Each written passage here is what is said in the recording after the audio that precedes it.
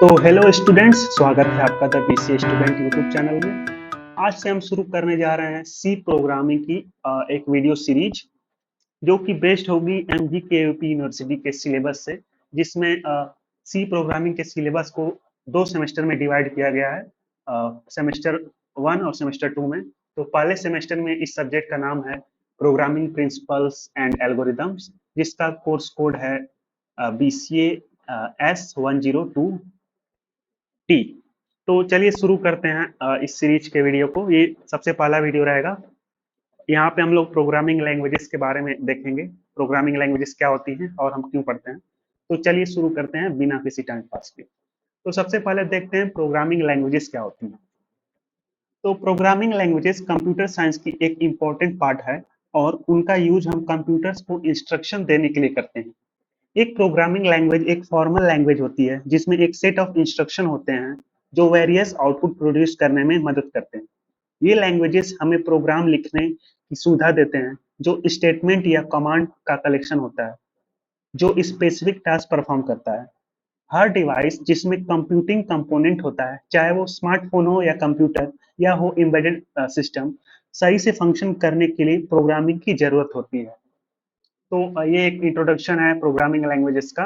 Programming languages are cornerstone of computer science and serve as a medium through which we communicate instruction to computer.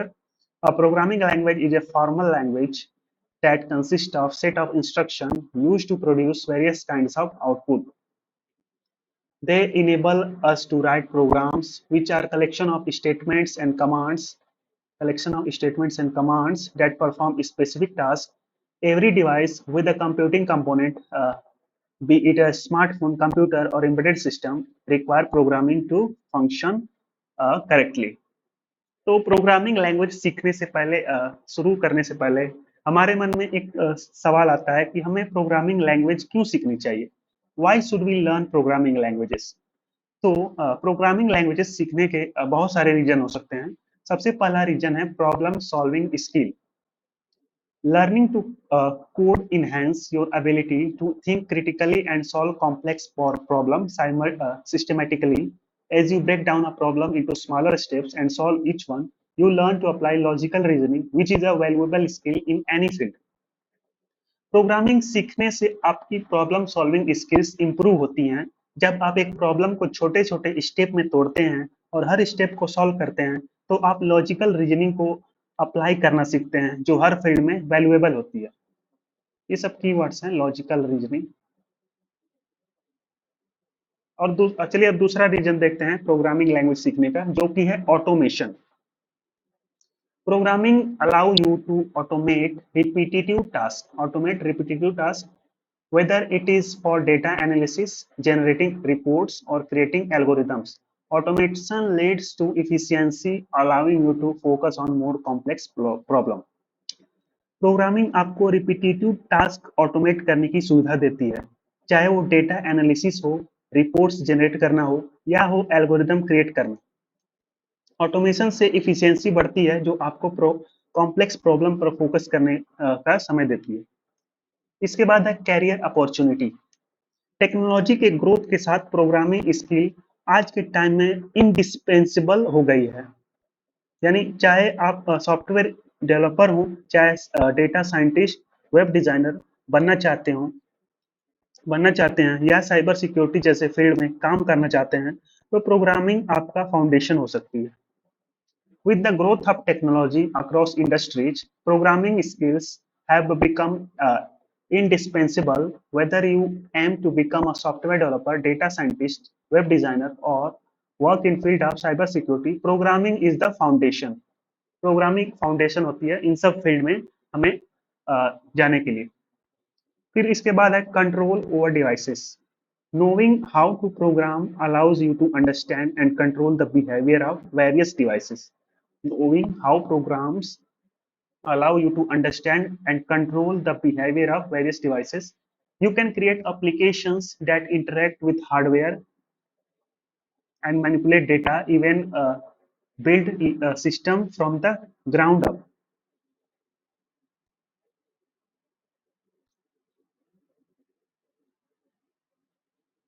Programming सीखने से आप various devices के behaviour को समझ सकते हैं और कंट्रोल कर सकते हैं।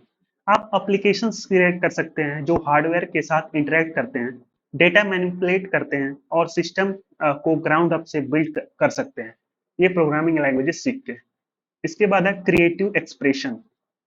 Programming is also an artistic process that allow you to create new things such as websites, mobile apps, and games from the scratch. If you have a creative mindset, learning programming offer an outlet to express those ideas in digital world.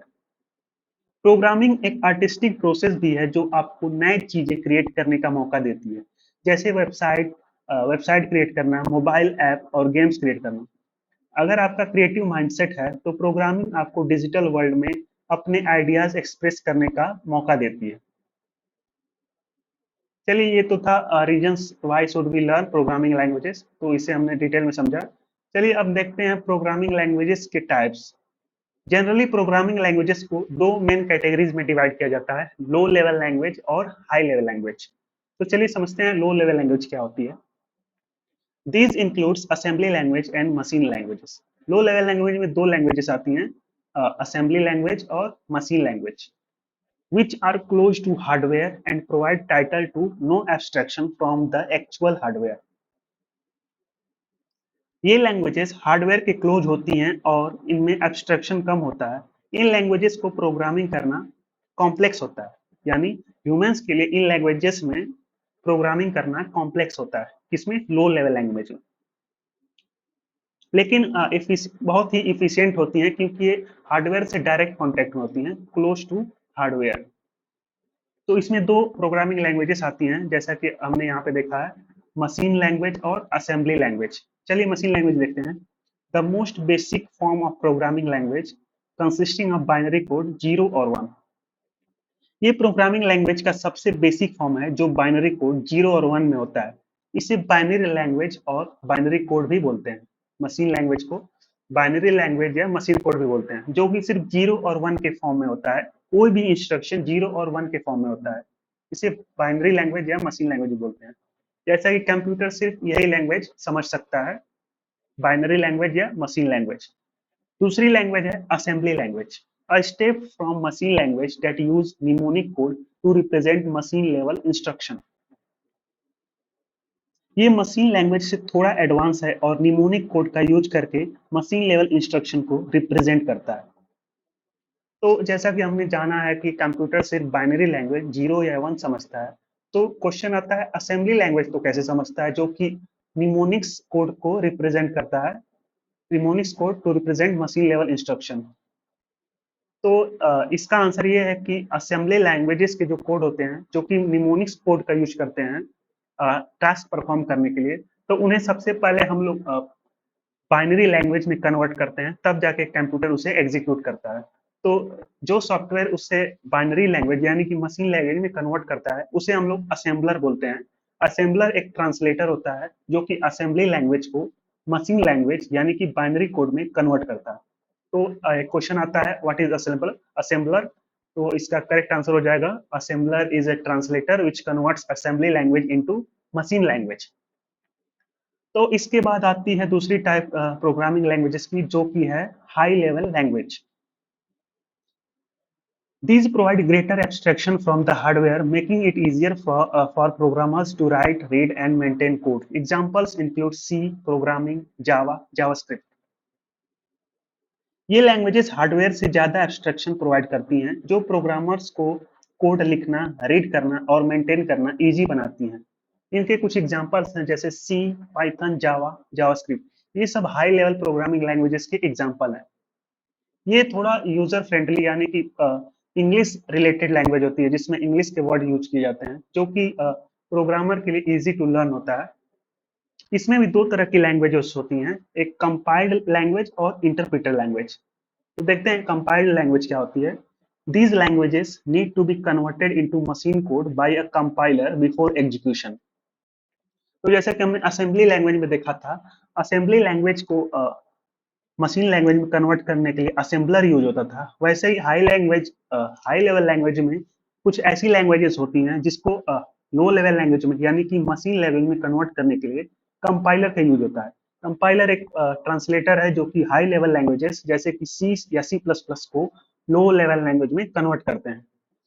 वैसे ही कुछ और languages होती हैं high level languages में, जैसे कि Python और JavaScript.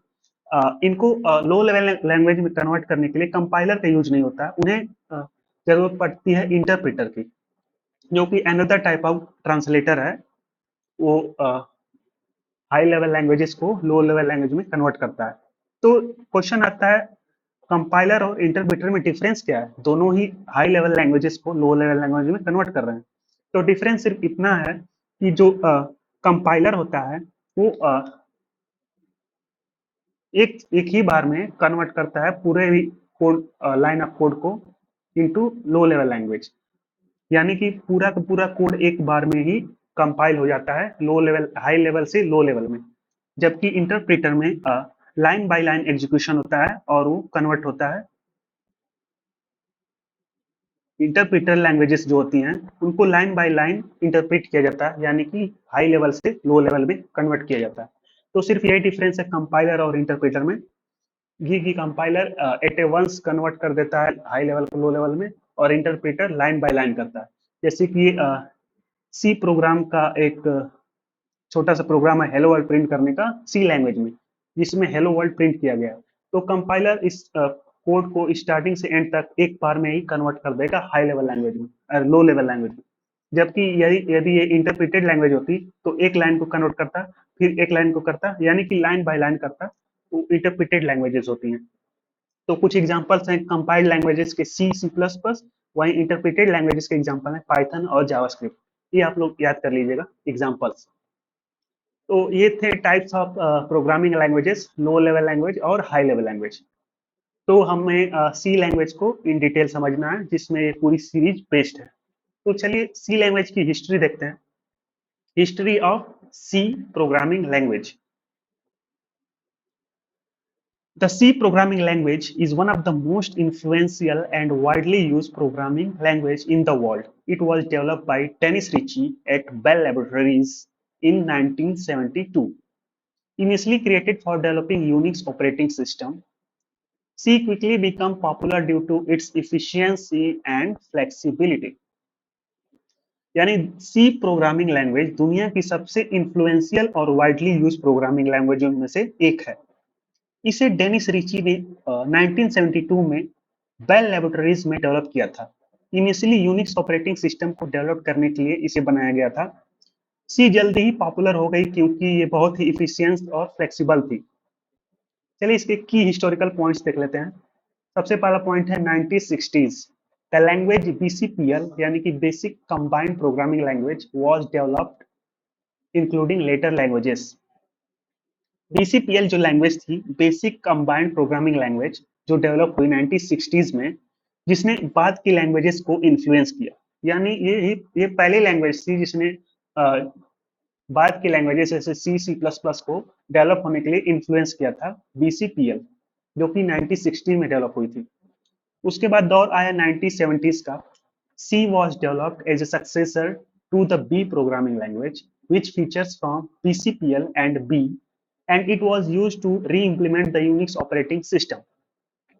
C को B प्रोग्रामिंग लैंग्वेज के सक्सेसर के रूप में डेवलप किया गया, यानी B लैंग्वेज पहले डेवलप हुई थी। BCPL और B के फीचर्स लेकर और इससे यूनिक्स ऑपरेटिंग सिस्टम को री इम्प्लीमेंट किया गया C प्रोग्रामिंग के जरिए। इसके बाद समय आया 1978। The first edition of the C programming language by Brian Kernighan and Dennis Ritchie was published, stabilizing C as an standard. तो the C programming language by Brian Kernighan और डेनिस रिची का पहला एडिशन पब्लिश हुआ, जिसने सी को एक standard बनाया 1978 में। देखते हैं 1989 में क्या हुआ। एनसी, जिसका फुल फॉर्म है American National Standard Institute, was stabilized as a standard version of C known as C89 और NCC। तो ये एक स्टैंडर्ड वर्जन के रूप में स्टेबलाइज हुआ, जिसे C89 या NCC के नाम से जाना गया। चलिए अब देखते हैं 1999 एंड 2011 में क्या हुआ। The language saw revision with C99 and C11 which introduced new features making C modern powerful. 1999 और 2011 में लैंग्वेजेस में रिवीजन आए, जिसे C99 और C11 के साथ, जो नए फीचर्स को इंट्रोड्यूस किया और सी को मॉडर्न और पावरफुल बनाया। तो ये था a brief history of C programming language, जिसमें कुछ इंपॉर्टेंट पॉइंट्स जैसे आप जिसने डेवलप किया उसका नाम लर्न कर लीजिए, डेनिस रिची, बेल लैबोरेटरीज इन 1972। जनरली इसे इनिशियली क्रिएट किया गया था यूनिक्स ऑपरेटिंग सिस्टम को डेवलप करने के लिए। ये पॉपुलर क्यों हुआ? क्योंकि ये बहुत ही इफिशियंसी थी, इसमें फ्लेक्सिबिलिटी भी थी। इसका स्टैंडर्ड एनसी जो कि 8090 में स्टेबलाइज हुआ, ये भी आप लर्न कर सकते हैं। ये सब इंपॉर्टेंट पॉइंट्स हैं। चलिए अब नेक्स्ट स्क्रीन पे चलते हैं। अब देखते हैं स्ट्रक्चर ऑफ सी प्रोग्राम। तो सी प्रोग्राम का स्ट्रक्चर कैसा होता है? प्रोग्राम क्या होता है? Program is a set of instruction. तो सेट ऑफ इंस्ट्रक्शन को हम लोग प्रोग्राम बोलते हैं। तो सी में प्रोग्राम कैसे बनता है उसका स्ट्रक्चर देखते हैं। A typical C program consists of following components. एक टिपिकल सी प्रोग्राम कुछ बेसिक कंपोनेंट से बना होता है। इन कंपोनेंट्स को समझना जरूरी है क्योंकि ये आपको सी प्रोग्रामिंग को सही से सीखने और समझने में मदद करते हैं। तो सबसे पहला कंपोनेंट है pre processor directives. These are instruction to the compiler to perform specific pre-processing before the actual compilation. Pre processor directive वो इंस्ट्रक्शन होते हैं जो कंपाइलर को स्पेसिफिक प्री प्रोसेसिंग करने के लिए कहते हैं एक्चुअल कंपाइलेशन से पहले। तो हम समझते हैं कंपाइलेशन क्या होता है। तो हम लोग हैं high level language C programming में। तो जैसा कि आप जानते हैं पहले से ही, कंप्यूटर सिर्फ बाइनरी कोड यानी कि मशीन लैंग्वेज समझता है, जो कि 0 और 1 में है। तो जो सी लैंग्वेज है इसे हम लोग को कन्वर्ट करना पड़ता है हाई लेवल लैंग्वेज का, लो लेवल लैंग्वेज में। तो जिसका यूज करके जो यूज करते हैं सॉफ्टवेयर उसका नाम है कंपाइलर। तो वही कंपाइलेशन का मतलब है हाई लेवल लैंग्वेज को लो लेवल लैंग्वेज में कन्वर्ट करना। उसी प्रोसेस को हम लोग कंपाइलेशन बोलते हैं। यानी कि compilation is a process of converting high level language into low level language.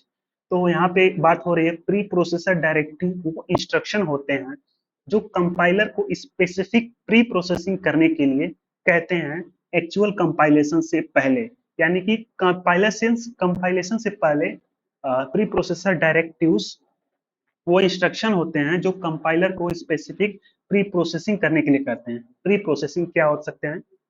चलिए एक एग्जांपल देखते हैं प्री प्रोसेसर डायरेक्टिव का।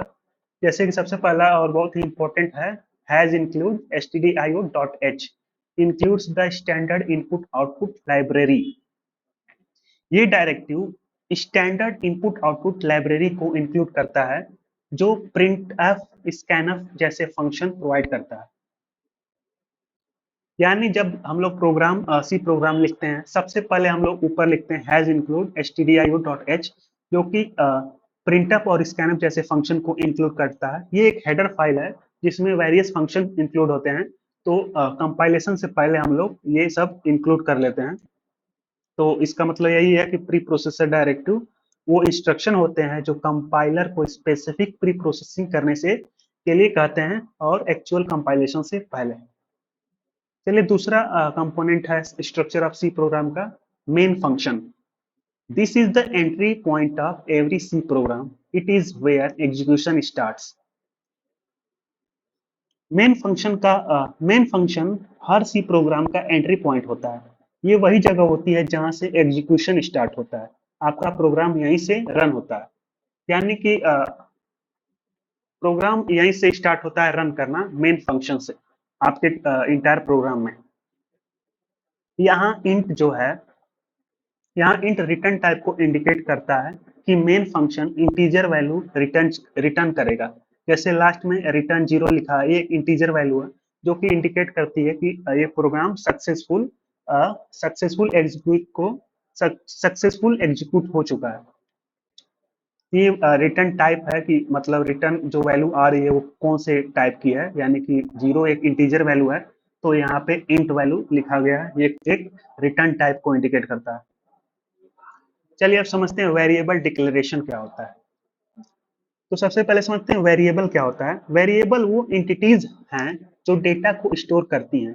जो प्रोग्राम मैनिपुलेट करता है, इन्हें डिक्लेयर करना जरूरी होता है ताकि आप उन्हें प्रोग्राम के अंदर यूज कर सकें। तो वेरिएबल एक तरफ से कंटेनर की तरह समझिए जो एक वैल्यूज को स्टोर करता है। तो यहाँ पे ए एक वेरिएबल है, वेरिएबल का नाम ए है और ये है डेटा टाइप, यानी कि इस वेरिएबल में किस तरह की वैल्यू स्टोर है वो इंडिकेट करता है। यानी कि यहाँ पे ए में इंटीजर टाइप वैल्यू स्टोर है, तो इसलिए यहाँ पे इंट डेटा टाइप डिक्लेयर है। यानी कोई और वैल्यू रहती तो यहाँ पे कोई और डेटा टाइप इंक्लूड होता है। यानी यहाँ पे ए वेरिएबल में कैरेक्टर स्टोर होता है, तो यहाँ पे कैर डेटा टाइप लिखते हैं हम लोग। डेटा टाइप को आगे चल के हम लोग डिटेल में पढ़ेंगे, यहाँ पे बस वेरिएबल डिक्लेरेशन देख रहे हैं कि पहले डेटा टाइप लिखते हैं फिर उसके बाद वेरिएबल का नाम। ये था वेरिएबल डिक्लेरेशन। अब है statements and expressions. These are the actions that the program takes, such as calculation, loops और function call. स्टेटमेंट और एक्सप्रेशंस प्रोग्राम के एक्शन को डिफाइन करते हैं। ये कैलकुलेशन, लूप्स या फंक्शन कॉल को इंक्लूड करते हैं।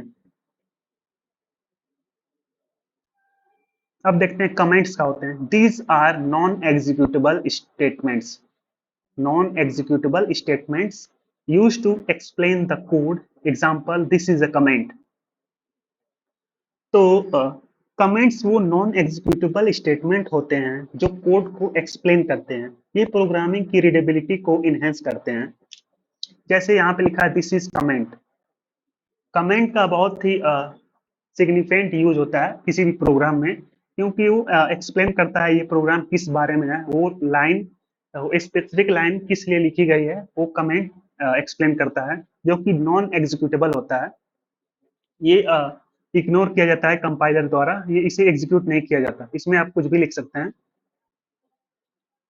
उसके बाद होता है return statement. Return statement, the return statement exits the function in the main function. It indicates the program exit status. Return statement function को एग्जिट करने के लिए यूज होता है। मेन फंक्शन के कॉन्टेक्स्ट में ये प्रोग्राम एग्जिट स्टेटस को इंडिकेट करता है। एग्जाम्पल के तौर पर यहाँ पे एक प्रोग्राम है जिसमें ये प्री प्रोसेसर डायरेक्टरी इंक्लूड की गई है, जैसा कि हमें पहले देखा था हैज इंक्लूड stdiu.h, जो कि प्रिंटअप जैसे फंक्शन को इंक्लूड करती है। ये हेडर फाइल जिसका नाम है standard input output header file. इसमें मेन फंक्शन जो है ये रिटर्न कर रहा है 0। इस प्रोग्राम में has include stdio.h standard input output library को इंक्लूड करता है।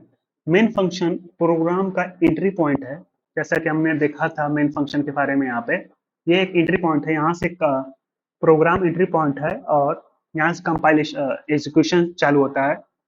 और प्रिंटअप हेलो वर्ल्ड, यानी कि यहाँ पे स्टेटमेंट हेलो वर्ल्ड को आउटपुट करता है। और इसके बाद जब कंपाइलर यहाँ पे आता है दूसरी लाइन में रिटर्न, तो रिटर्न 0 ये इंडिकेट करता है कि फंक्शन सक्सेस, ये प्रोग्राम सक्सेसफुली एग्जीक्यूट हो चुका है। तो यहाँ रिटर्न स्टेटमेंट का मतलब ये था। चलिए अब देखते हैं function as a building block. Functions in C are blocks of code designed to perform a specific task. They allow for code reusability, modularity, and clarity. Functions reduce repetition by encapsulating repetitive tasks into reusable block of code. Functions C programming में code blocks होते हैं जो एक specific task perform करते हैं। Functions code reusability, modularity और clarity को allow करते हैं। ये रिपीटेटिव टास्क को इनकैप्सुलेट करते हैं जो कोड को रीयूजेबल बनाते हैं। तो फंक्शन के स्ट्रक्चर देखते हैं। फंक्शन के स्ट्रक्चर में 3 मेन कंपोनेंट होते हैं। फंक्शन को यूज करने के लिए सबसे पहले डिक्लेयर करना पड़ता है, जिसमें रिटर्न टाइप, फंक्शन का नाम और पैरामीटर डिफाइन किया जाता है। तो सबसे पहला देखिए declaration, before using function it must be declare with its return type. Return type यहाँ पे ये है, और फंक्शन का नेम जो कि ऐड है इस फंक्शन का नाम, और पैरामीटर्स, ये है पैरामीटर्स। ये था डिक्लेरेशन का सिंटेक्स, ऐसे फंक्शन को डिक्लेयर करते हैं। दूसरा कंपोनेंट है फंक्शन स्ट्रक्चर का, function definition. function definition. This provides the actual code that will be executed when the function is called. Function definition actual code provide करता है जो फंक्शन के कॉल पर एग्जीक्यूट होता है। जैसे एग्जांपल के तौर पर यहाँ पे रिटर्न टाइप है, ये फंक्शन डिफिनेशन है जिसमें एक्चुअल कोड होता है। यहाँ पे मतलब ये फंक्शन कौन सा टास्क परफॉर्म कर रहा है। जैसे यहाँ पे ये फंक्शन एडिशन का टास्क परफॉर्म कर रहा है और रिटर्न कर रहा है a प्लस बी। और लास्ट कंपोनेंट है जो कि मेन कंपोनेंट है फंक्शन कॉल।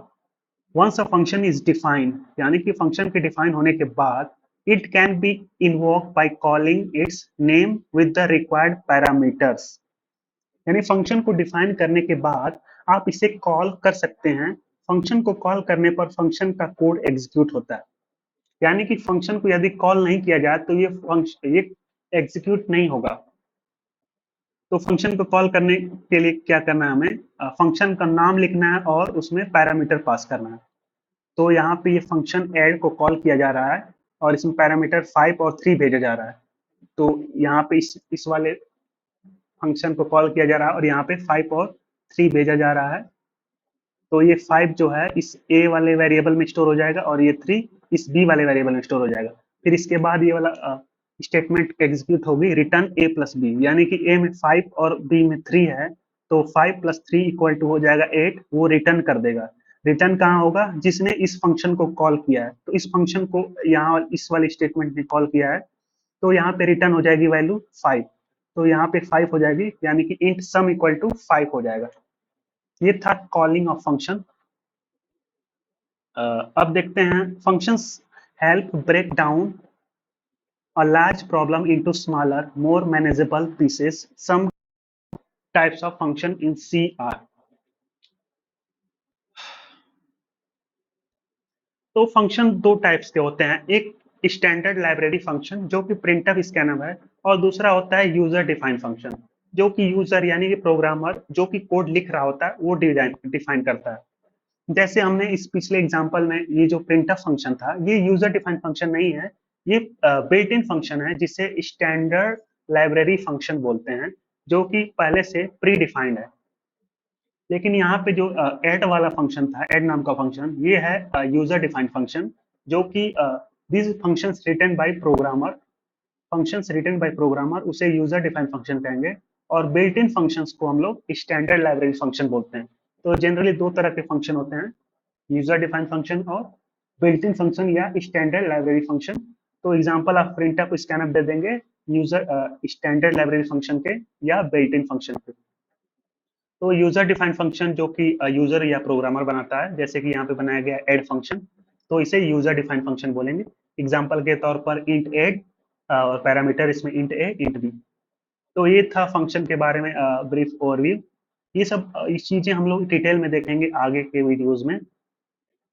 तो चलिए यहाँ पे वीडियो समाप्त करते हैं। नेक्स्ट वीडियो में हम लोग लैंग्वेज फंडामेंटल्स को डिटेल में देखेंगे। उम्मीद है आपको ये वीडियो पसंद आया हो, और बाकी आपको कोई क्वेश्चन है तो आप कमेंट सेक्शन में पूछ सकते हैं। और इस लेक्चर्स के नोट्स आप टेलीग्राम चैनल या वेबसाइट से डाउनलोड कर सकते हैं जिसका लिंक डिस्क्रिप्शन में दिया गया है। तो चलिए मिलते हैं नेक्स्ट वीडियो में जो कि रहेगा लैंग्वेज फंडामेंटल्स के बारे में, और ये सब बाकी चीजें हम लोग देखेंगे डिटेल में, जिसमें कैरेक्टर सेट है, डेटा टाइप्स, ये सब हम लोग डिटेल में देखेंगे नेक्स्ट वीडियो में। तो तब तक के लिए ओके बाय।